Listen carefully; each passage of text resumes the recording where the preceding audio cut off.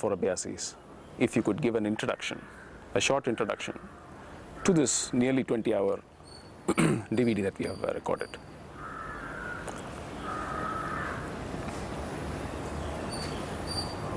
Like every delivery has a long period of gestation. My deliveries too have been preceded by long periods of gestation, if I may say so. Because nearing,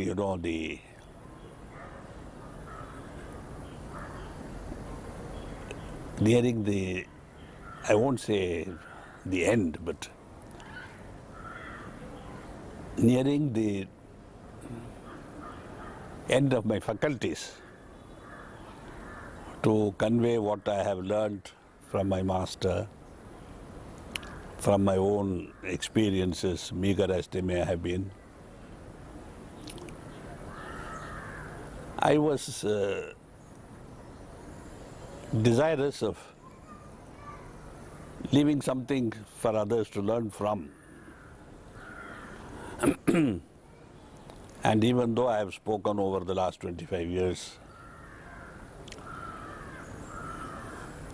I have found that when we speak, often what we say falls on deaf ears, most of them at least, and some few fall on ears which are willing to hear but don't understand, see. And if at all there is one or two who have heard, understood and digested, that would surely be the recompense for a long life, in which I have set myself to convey the teachings of my master, the experiences he gave me. So that was perhaps the primary reason. The motivation behind it. The motivation was always there, but the need to do it, before I became unable to say anything. In the human condition, we often lose our enthusiasm when what we say fall on deaf ears. So I didn't want to speak. I did want to speak while my enthusiasm is still, alive, and there's a spark of it for others to light their lamps from. So it is in a sense a desire to share the riches that I have earned and that I have enjoyed and that I have received with all those who are willing to listen to these talks. I must be excused because I never thought I was so voluble and that would go into 20 hours of recording. Part of it is because of the garrulousness of an old man, and part of it is the need to repeat,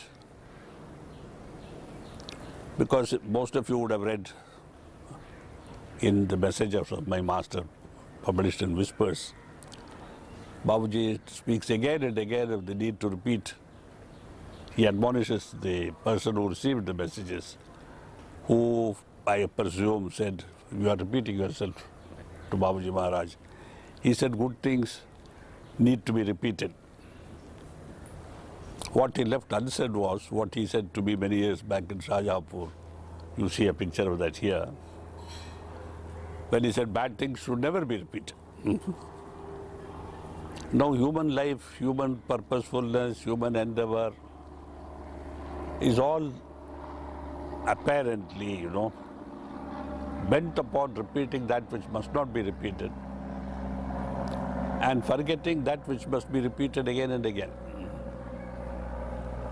So these talks, for which we claim no merit or any depth of substance, perhaps if heard again and again, will make some impact on the hearts of Abhyasis, because the minds have no depth. The mind is like, the surface of a pond, which is ruffled temporarily by a passing wind. and then it is calm again like a mill pond. That is not to be trusted. It leaves no impression. Whereas if you see some of the geological specimens called fossils from old times, millennia ago, one can still see the waves of the ocean on limestone, sandstone deposits. Because what man cannot fix in his mind with all the best will in the world, nature can fix. And therefore we have the vestiges of past civilizations, past existences, from which we can deduce the history of life on earth, the lives of saints, the species that have lived here on earth, their effect on our surroundings, and from which we can garner. That size alone was not enough, because as I was discussing with Santosh Srinivasan this morning, nature has tried every possible combination. Good brains in enormous bodies like the dinosaurs, the mastodon, you see, where a message from the end of a limb took time to reach the brain and took equal time, if not more, to be able to convey the activity necessary. So that species died out. Nature continues to play with all that it can possibly play. And sometimes, you know, in one of my humbler moods, because everybody knows that I'm not a humble man, in one of my humbler moods, I thought, you know, perhaps even human beings are merely an experiment. Let us try this.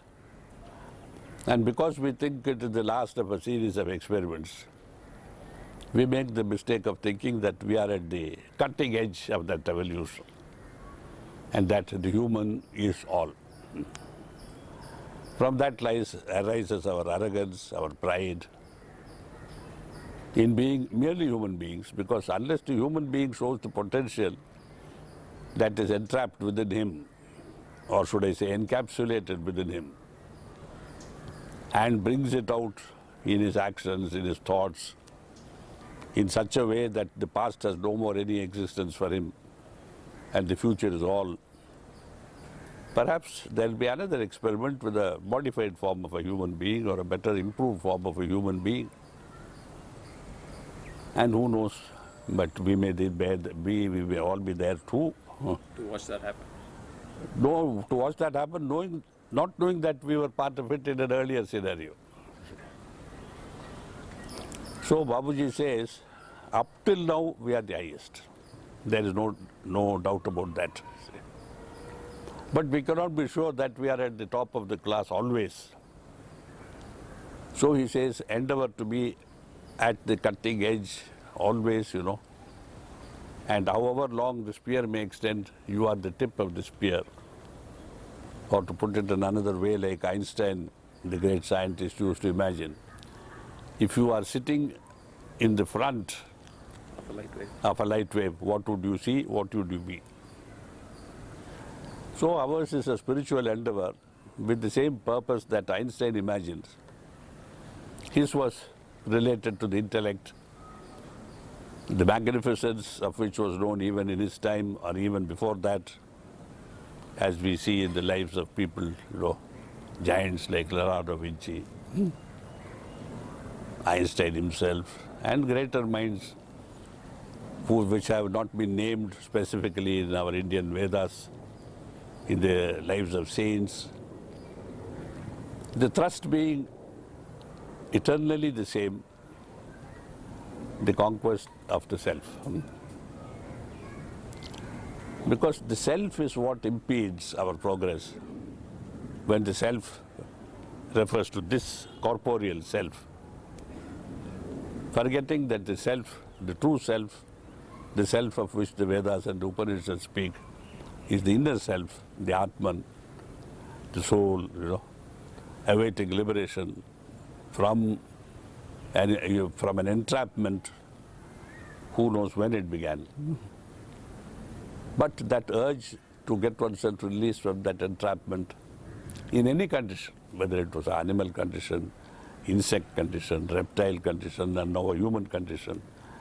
That urge has remained, and Babuji Maharaj used to say, put in modern parlance, thank heavens that it is still there, because it brings you, it is what has brought all of you here. Without that, you wouldn't be here. So you would be leading a bohemian life, thinking that you are enjoying yourself when you are destroying yourself, thinking when you are happy when you are just being miserable and trying to hide that miserable condition in something out external to yourself. Because all happiness, all felicity, all contentment has to come from within, not from outside. Therefore, he used to repeat, look within, look within, look within. Outside, everything you see may appear beautiful. Sometimes it may appear horrible. Sometimes it may be death. Sometimes it may be life. But all is ephemeral. There for you to see as long as you are alive. Not there when you are not. So that is the way in which, I was brought to this series of talks. Okay. I can't say I felt like speaking. It happened to see out of an inexpressible inner need to say something from my conviction after a 40-year life of spiritual practice and endeavor under the umbrella of my master and his teaching and his grace and his love, his protection, to sort of reassure people that these will always be with you. So these talks are sort of set there before you to remind you. In a moment of need, somebody may be tempted or impelled to take out one of the discs and play it. And something will come from that which may reactivate it. Because teachings are like the matches in a matchbox. Nothing comes first, nothing comes last. The last one is there because you have exhausted the other ones, not because it was meant to be the last. It could have been the first if you had by accident taken that particular matchstick. So people sometimes ask, where do your teachings begin and where will they end? Some people have said they begin now and they will end when you are liberated. That is, in a spiritual sense, a verity, a truth. But for me, the truth of the matter is that when you need, you pick out. And it is not an accident that you always pick out that which you needed at that moment. So I wish all my sisters and brothers that they will keep this like a set of matches, even in modern 5-star hotels, even in America, where power failure is almost unknown. You generally find a candle and a matchbox in a drawer of the dressing table. Perchance there will be darkness and you will need light. So I think that is all that I have to say about this question.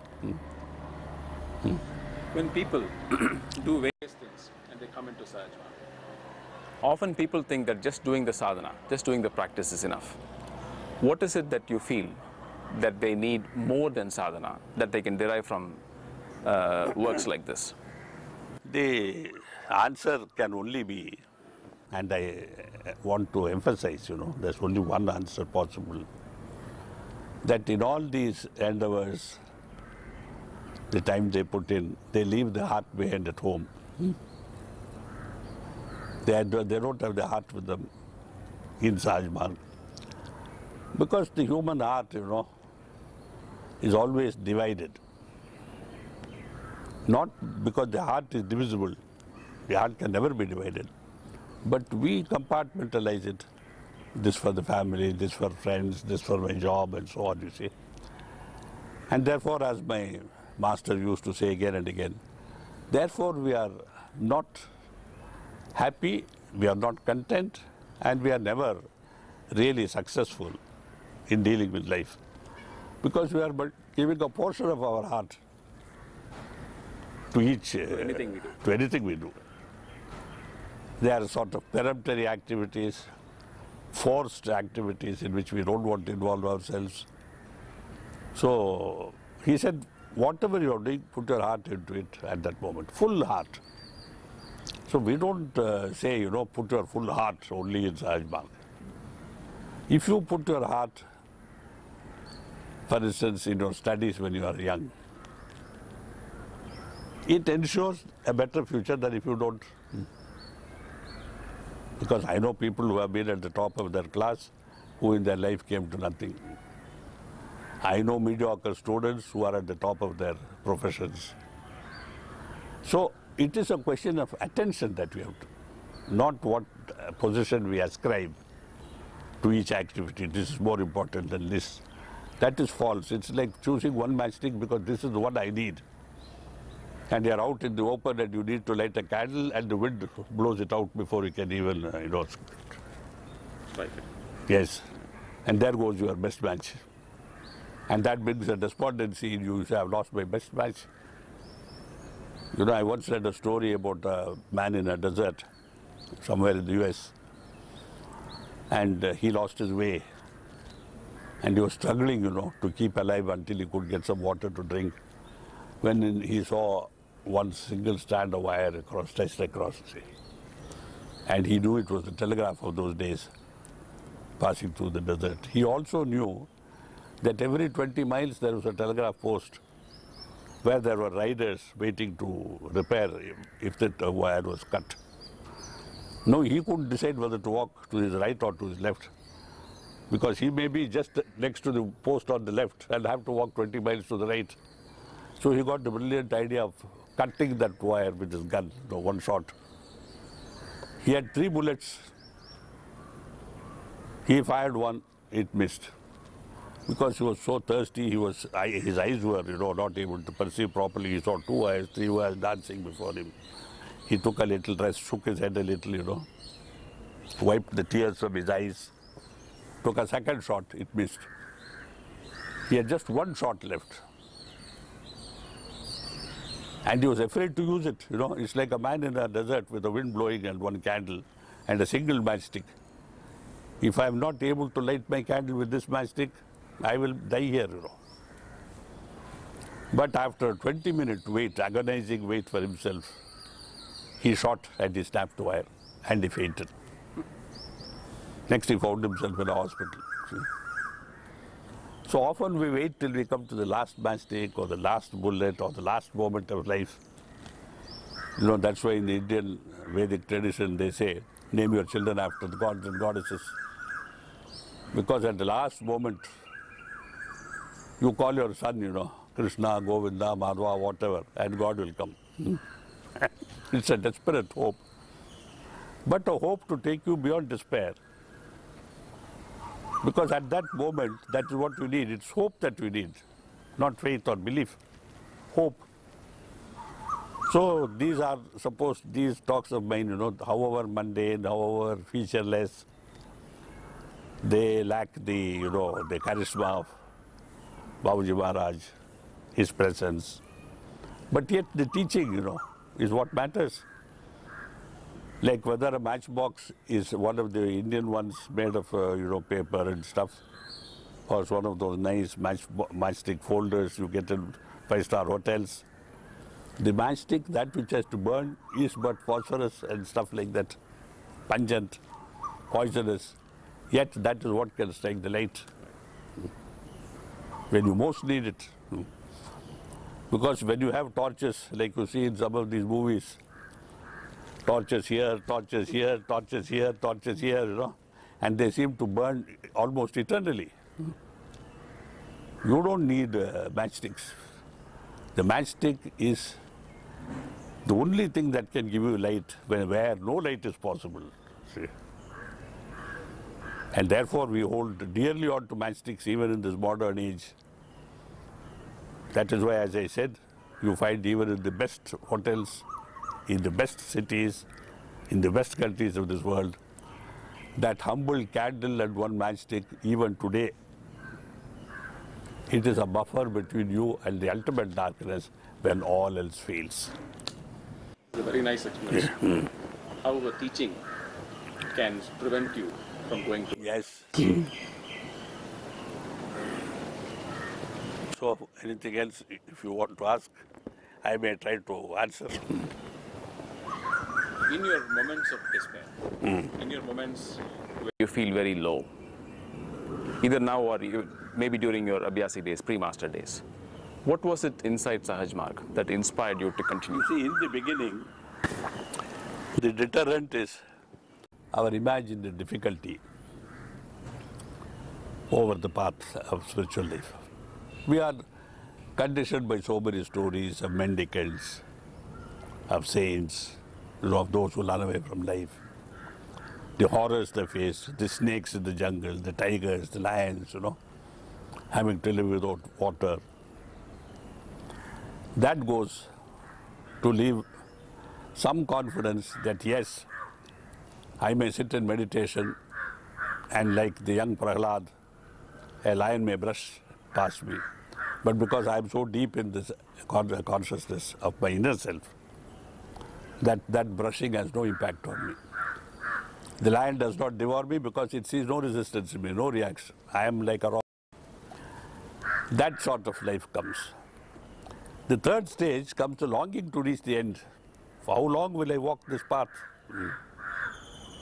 So you see, from fear of the journey, because of its difficulties, the dangers on the path, etc., the temptations, the sort of confidence we achieve through our experiences, internal experiences, which make it possible for us to brave the external world, to this depth of longing which says, I must be home soon.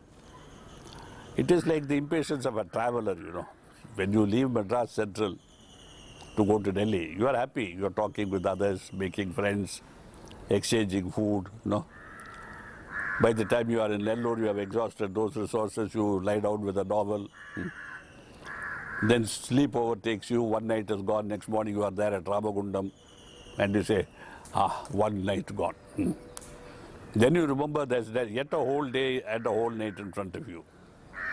And you, get out on the platform, walk a bit, buy another novel, cajole yourself into some sort of ability to be where you are in a happy way. But towards the end of the day, it flags. Fortunately, sleep comes to your aid. Third morning, you are almost there, and the train is stopped at, shall we say, crossing. And 5 minutes, 10 minutes, 15 minutes, you get more and more impatient, you feel like getting out and walking. Then you realize from where you are to Nizamuddin is still 8 kilometers. And surely that's going to take you about 128 minutes. Then you reconcile yourself, saying in 128 minutes, even if this moves, I'll still be there before I'll get there on my feet. Then comes a resignation that it's too late to do anything now except to surrender to my circumstances and sleep. And you fall asleep. Suddenly you are shaken awake by the coolie on New Delhi railway station. He says, "Saab, nahi Delhi aa gayi hai." Our journey is like that, spiritual journey. Towards the end, people tend to fall asleep. And then suddenly you find a gentle snake and you look up and there's Babuji smiling and says, "Where were you?" Like it happened to me once in one of the sittings he gave me, It was a very deep, powerful sitting, 1.25 hours or something. And he called me thrice. I did not wake up because he told me later. He said, "3 baar humne tumhe bulaya." Then he shook me awake and he said, "Where were you?" I said, "Only you know." So you see, at the end of the journey too, when it culminates and there you are, you come to the understanding that the end of the journey was only the master who was with you all your life. It's not a place. It's not even a person. Babuji is only, shall we say, giving form to an ideal which we cherish. And when we see that form, we are happy. Like a baby is happy when it sees its mother. So we wake up and then we realize, we say, for heaven's sake, Babuji, this was the journey. He says, "My son, I told you, the journey always ends where it began." See? So in a sense, these talks are also to bring you back to the beginning, to show you once again where the end is. I think that's about it. Yeah. It was very nice. Very nice. I think this is enough for now. So I wish you all well, and may you all receive these talks, you know. Sometimes you will receive them with anger because you may hear something you never heard before from me. And so why didn't you tell me this, Chariji, 25 years ago? Some of you will hear it with boredom, for heaven's sake, Chariji, not again. See? And some of you will hear it with the freshness of hearing it for the very first time, and that is what we need. So thank you.